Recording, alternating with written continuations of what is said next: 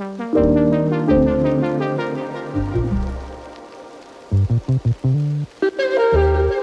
feel like a lot of times on YouTube you see these beautiful aesthetic morning routines with the sunshine streaking through the windows, and I'm over here like a hobbit in the dark. Hey, we're keeping it real. That's what we do around here. Yep. Speaking of being real though, I planned to go to 6 o'clock yoga this morning, which was a 5 a.m. wake up time. I actually was awake. I woke up at 4:52, but I was very tired.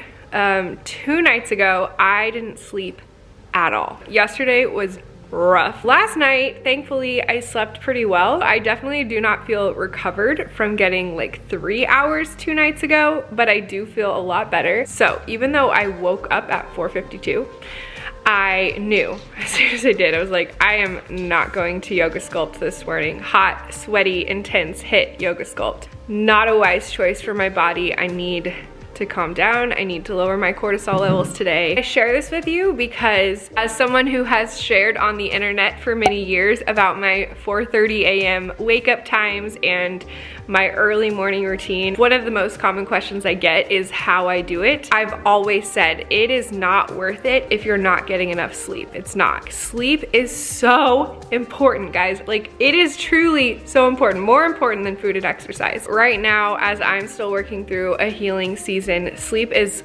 literally my top priority when it comes to my health. So you've heard me talk about this in my last few videos, the importance of listening to your body. I just wanted to share with you a super realistic example of what this looks like for me today in my life. I knew that the workout I had planned, the wake up time I had planned, was not the wise choice for my body. So I honored that. I got some extra sleep. I'm still doing my normal morning routine. It's just gonna be a little bit more condensed. Instead of doing a workout, I'm probably just gonna take Gunner on like a shorter walk. Seeing the sunshine right after it rises in the morning is one of the best things you can do to regulate your sleep cycle and your cortisol. So I know getting out, moving my body, breathing some fresh air, even if it's not an intense workout, even if it's just a 20-minute walk, is going to help me a lot to have better sleep again tonight. So cheers to listening to our bodies.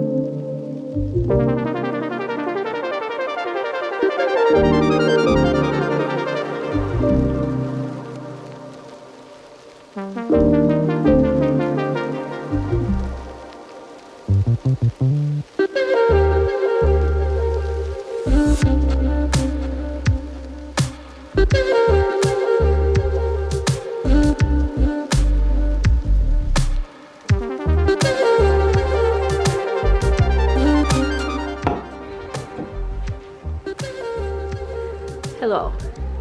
Okay, it is freaking freezing up here. It's 56 degrees. I need to turn the heat on, but the heat is like very loud up here, and so I feel like you couldn't hear me if I turned it on. So sacrificing for you guys. My fingers are like frozen. Okay, I used to really struggle on days like today. Days like today where I had an expectation of what my day would look like. I had all these great intentions, and for whatever reason, today's being lack of sleep, those things didn't happen. I used to really struggle with having such a black and white approach to my health and my choices that if I had the expectation of getting up at 5 a.m., going to 6 a.m. yoga, and not doing that, then I'd be like, screw it. I messed up. I'm not gonna be able to make any good choices for myself today. I might as well just like not get dressed, lay on the couch, work from the couch, go grab a bag of chips from the fridge. The fridge. Chips aren't in the fridge.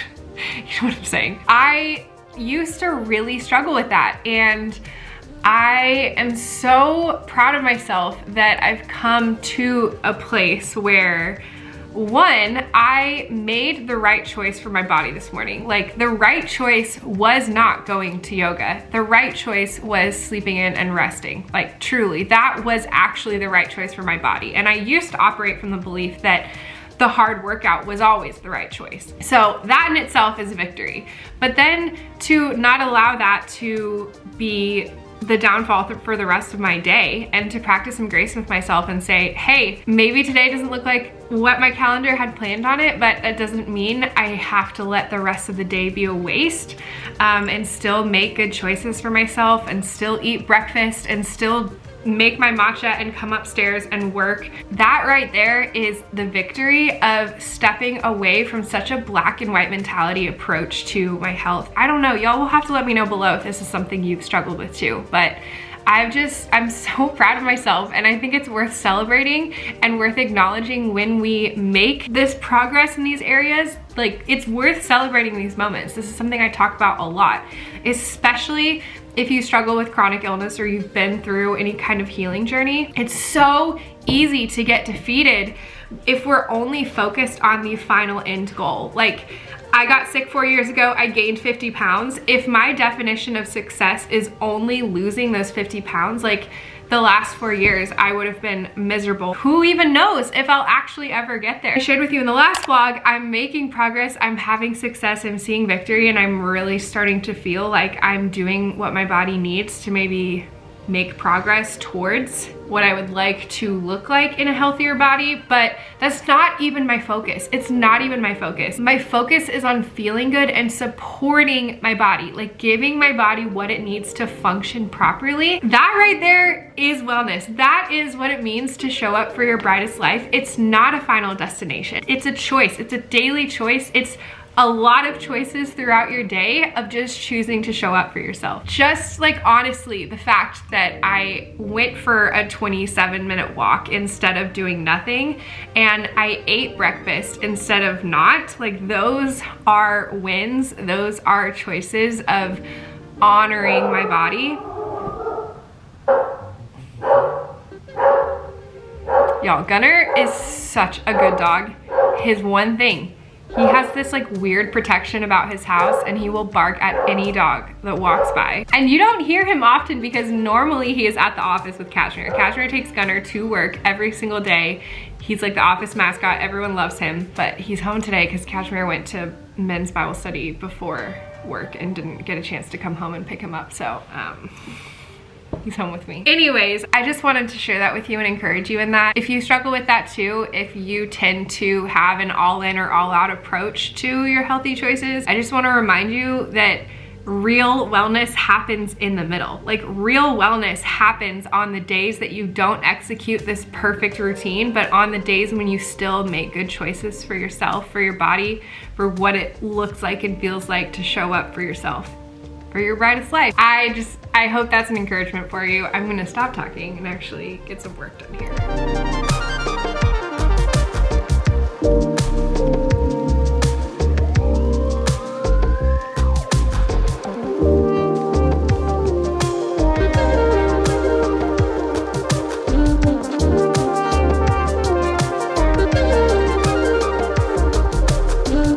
Okay, so part of my workday today is filming an Instagram reel for one of my favorite brands. I very rarely choose to work with brands, but I am truly obsessed with now, and I love working with them and creating for them. So I'm creating a gut health reel with them. Part of that included making a cup of bone broth. So I'm gonna make this my mid-morning snack. Bone broth is amazing. You guys know my obsession with it. I recommend it in my Kill the Yeast program. I'm like in love with bone broth. To make this a well-balanced snack with protein and carbs, I'm going to pair my almost 20 grams of protein with, I think, an orange. It's orange season, it's citrus season. We got some car oranges from Costco. So like anytime I buy fruit from Costco, I know like we gotta pound it. I have a very, very important question. Do you slice your oranges or do you peel them? Can't decide whether it's better, cleaner, easier to peel the peel and then break the pieces off, because you know, oranges are like naturally got their own slices, but I feel like lately I've been slicing it, which feels less messy because you don't have to peel it, but then you're not getting the actual, you know, now it's a little bit messy because it's like juicy. I mean, guys, this is a serious question. It's lunchtime. I'm gonna make what I've been loving for lunch lately, and that is something that I used to think was disgusting and never ate, and also something that I used to think was like completely off limits. And that is a chicken salad sandwich. I'm not a huge mayo person. I just like chicken salad generally kind of like grossed me out, but this little very simple homemade version I've been making with avocado mayo and avocado has been really good. And then I just put it on one slice of toast. I get this locally made gluten-free bread. It's just a very like simple ingredient. Gluten-free bread. Is bread the healthiest thing in the world? No. But is life worth living without bread? No. I love bread, and I spent so many years thinking that I couldn't eat it. But this lunch is so satisfying to me because I love the taste and feel of bread in my mouth, especially after it's toasted. This is so satisfying. It's high in protein. It's like, I have been loving this lunch. So it's super simple, but I'll show you how I make it.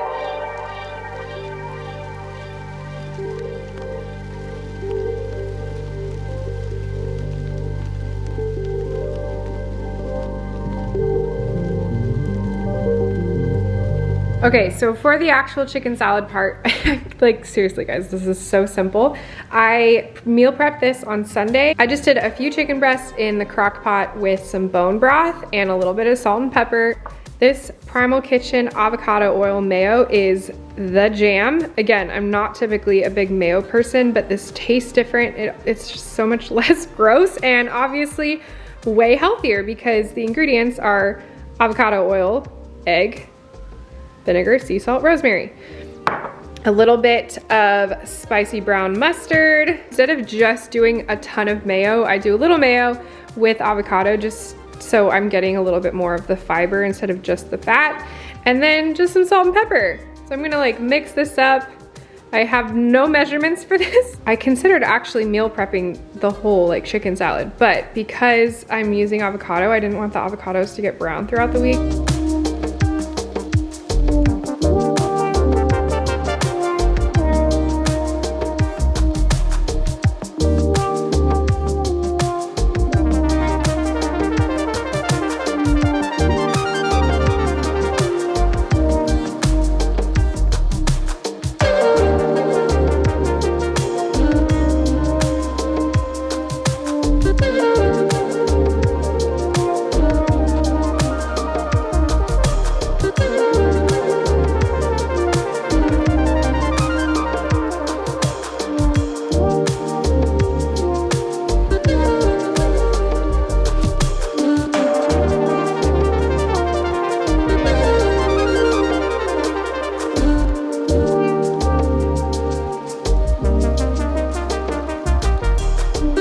You already know what time it is. We're gonna do some liver lover, we're gonna do some dandelion tea, we're gonna do a carrot. Casual will be home in a little over an hour and it's date night tonight, so we'll be going out to dinner. I'm not super hungry. I've noticed when I eat that chicken salad sandwich for lunch, I feel like I don't need an afternoon snack, so I don't know, it must just be like the right proportion of protein and fat for me. So yeah, I think I'm gonna keep it to just my liver support stuff and not have like a protein snack. And then just get back to work for another hour.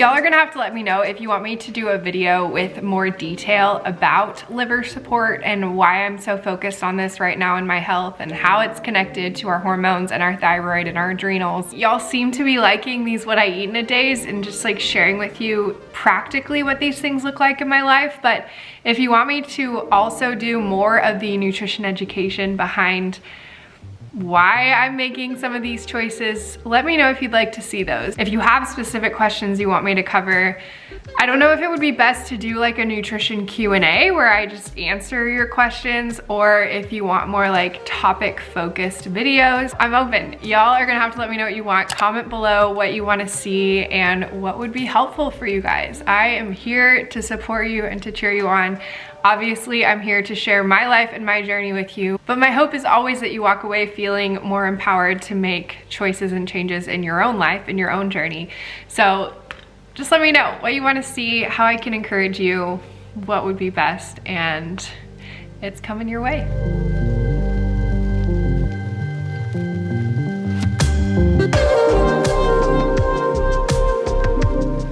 Honestly, tracking my habits on my star chart is like genuinely one of the greatest joys of my day. Is your dad home? Is your dad home? Get him! Oh my goodness! Oh my god! Hi! Hi! Baby, date night! Date night! Oh! Welcome home! Come on, Gunner!